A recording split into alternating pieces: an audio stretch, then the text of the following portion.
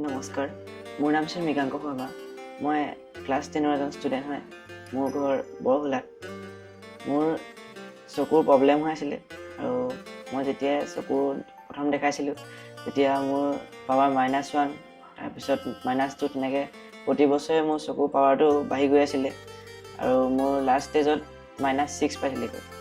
আৰু তেতিয়া মই ডান্স, ছিংগিং কম্পিটিশ্যন তেনেকুৱা কম্পিটিশ্যন বা প্ৰগ্ৰেমবিলাকত মোৰ অলপ দিগদাৰ হৈছিলে বা স্কুলতো এনেকৈ ফাৰ্ষ্ট বেঞ্চত বহিও মই চশমা পিন্ধিও ভালকৈ দেখিব পৰা নাছিলোঁ। তাৰপাছত মই I4লৈ আহিলোঁ।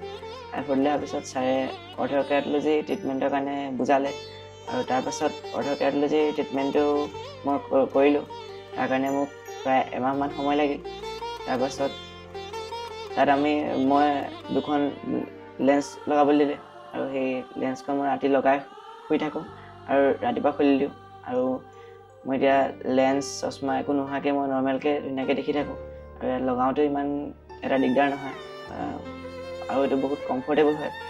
এতিয়া মই লেন্সখন লগোৱা 9 মাহ হৈ গৈছে আৰু 9 মাহত মই বহুত নৰ্মেলকৈ এতিয়া দেখিবলৈ পাৰিছোঁ আৰু এতিয়া বহুত দূৰ দূৰণিৰ প্ৰগ্ৰেমলৈ গ'লেও মোৰ কোনো দিগদাৰ নহয় বা এতিয়া স্কুলত লাষ্ট বেঞ্চত বহিলেও মোৰ কোনো দিগদাৰ নহয়। চশমা লেন্স একো নোহোৱাকৈ দেখি আছোঁ।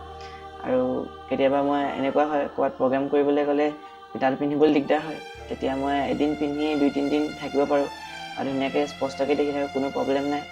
আপোনালোকেও আহক, I4লৈ বহুত ভাল আৰু মই বিশেষকৈ ছাৰক ধন্যবাদ জনাম মোক ইমানখিনি কৰি দিয়াৰ বাবে আৰু মই এতিয়া ছাৰৰ কাৰণে ইমান নৰ্মেলকৈ দেখিব পাৰিছোঁ। আহিব আপোনালোকেও, ধন্যবাদ। মই যোৱা ডিচেম্বৰ মাহত I4লৈ আহিছিলোঁ ল'ৰাটোলৈ।